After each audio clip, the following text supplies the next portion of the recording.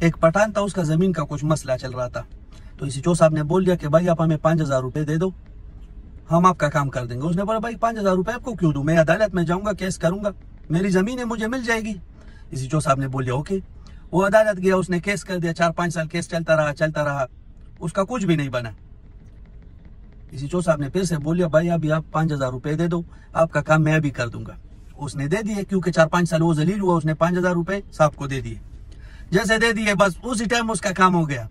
جب کام ہوا تو وہ آتے وقت خوش تھا، 4-5 سال ذلیل ہوا تو جج صاحب کو بولیا کہ جج صاحب میری دل سے دعا ہے کہ اللہ آپ کو ترقی دے دے، اللہ آپ کو اور کامیاب کرے، اور اگر میری دعاؤں پہ تو اللہ آپ کو ایس ایچ او بنا دے۔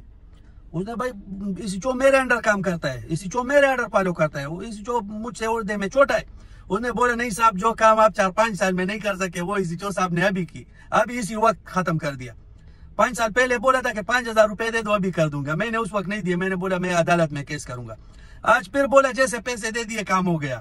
تو بھائی سب ججوں اور عدالتوں سے ریکویسٹ ہے کہ آپ جو بھی آرڈر جاری کرتے ہو پہلے اپنے علاقے کے S H O DS P سے پوچھ لیا کرو، کیونکہ آپ کے آرڈر کی تو کوئی اہمیت نہیں ہے۔